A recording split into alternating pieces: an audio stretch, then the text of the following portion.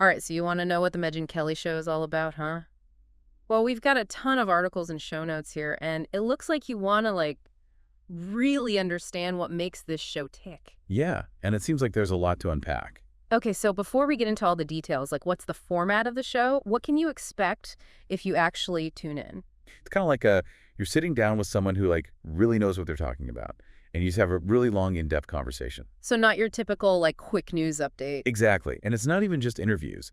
Megyn will chime in and offer her own analysis, connecting the dots between different guests and news stories. So she's guiding you through the issues and offering her own perspective as well. Yeah, and it's that combination of in-depth interviews and her analysis that seems to draw people in. Okay, so that's the format. Yeah. But what about the content? What are the big topics she usually focuses on? Well, from what I've seen, there are a few core areas. Politics is a big one. You'll hear a lot of analysis of what's happening, discussions of media bias, and she especially gets into elections. So it's not just here are the election results. It's more about the why and how of it all. Exactly. And she takes that same analytical approach when she covers media and journalism. She really pulls back the curtain and shows you how it all works, the challenges the media is facing, and that whole debate around cancel culture and free speech. Whoa, hold on. Cancel culture. It feels like everyone's talking about that these days. What's Megyn Kelly's take on it? It gets interesting here. She doesn't just offer surface-level opinions.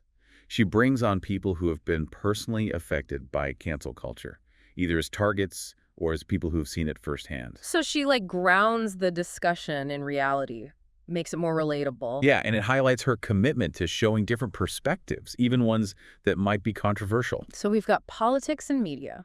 What else? Culture and society are also big themes. You'll hear conversations about gender, race, personal freedom, and she often ties those to current events. And she also dives into health and wellness, particularly around COVID-19 and mental health. Wow, she really does cover some heavy topics. But who is she talking to about all this? Who makes the guest list on the Megyn Kelly show? That's one of the most fascinating things about the show. It's a really diverse mix. She's had some big names on politicians like Ted Cruz and Donald Trump. Wow, those are some big names. Yeah, but it's not just the famous people. She also has authors, experts, activists, really anyone with a unique perspective to share. It sounds like she's creating a space where you're constantly learning and hearing new ideas. Exactly. And that's key to her approach.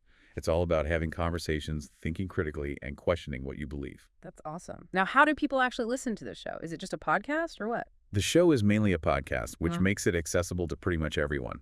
But she also has a big online presence, especially on YouTube, where you can actually watch the interviews too. So you can listen or watch however you want. Yep. And it's been working. She's built a pretty big and engaged audience, people who are clearly drawn to her style. Okay, so we've got a good feel for the format, the main topics, and the types of guests she has on. But it looks like we've got even more to dive into here. Oh, yeah. There's a lot more to uncover about what makes the Megyn Kelly show so unique. Let's keep going. What else is there? Well, one thing that really stood out was her coverage of the whole Me Too movement.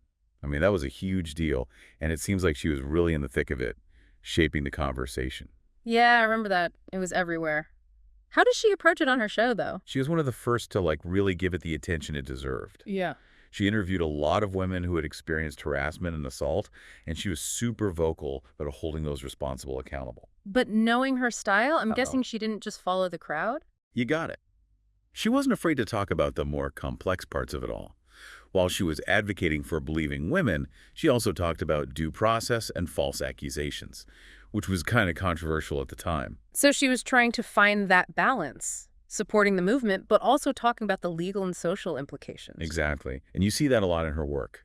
This willingness to tackle the tough questions and show all sides of the issue, even if it's not popular. Okay, so she went all in on Me Too. What are some other examples of that approach? Well, I see a note here about her interview with Jordan Peterson, that psychologist and author. Oh, yeah, I've heard of him. What was he known for again? He's a bit of a controversial figure, known for his views on gender roles, political correctness, and personal responsibility. And she had him on her show.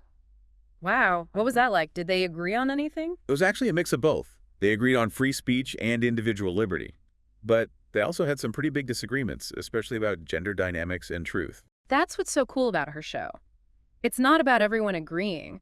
It's about bringing in these different opinions, even ones that challenge her own, and letting the audience decide what they think. Right. She really trusts her audience to think for themselves. So we've seen this in her Me Too coverage and the Jordan Peterson interview. Any other big ones come to mind? There's something here about when she left Fox News that wasn't just a career move.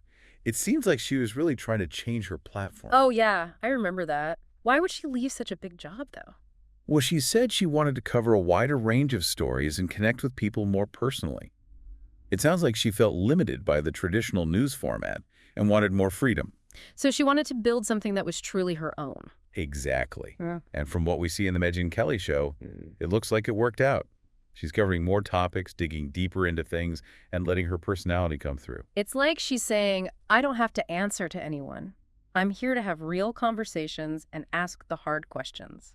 And that really resonates with people, especially those who are tired of the usual partisan stuff. It's refreshing to see someone going against the grain and being authentic. But what's the driving force behind all this?